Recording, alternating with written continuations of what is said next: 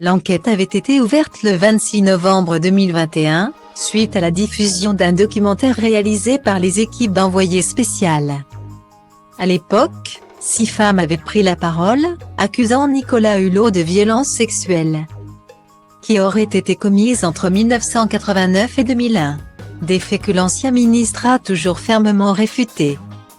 Lui qui avait pris les devants sur BFM TV à la veille de la diffusion du documentaire. En déclarant « Je sais qu'à partir de demain, le lynchage va commencer. Je veux le dire sans formule.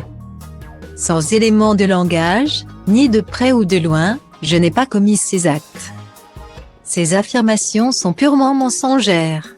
Puis d'ajouter « Depuis 4 ans.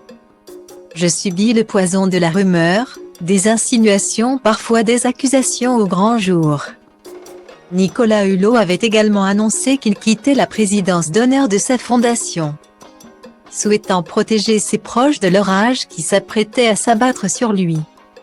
Parmi les femmes qui ont accusé Nicolas Hulot de violences sexuelles, l'une d'elles était mineure au moment des faits qu'elle décrivait comme une tentative de fellation forcée. Après une émission présentée par l'écologiste sur France Inter.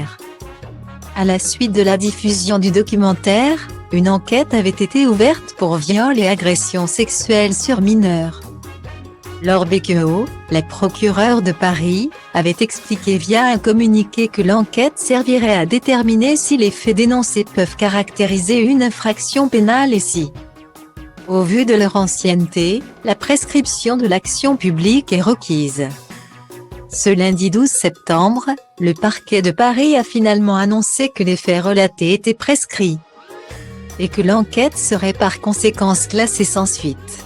S'il n'a pas encore réagi à cette annonce. Nicolas Hulot avait été entendu en mai dernier par les enquêteurs de la Brigade de protection des mineurs, BPM. En audition libre. Le contenu de ces déclarations n'avait cependant pas été dévoilé.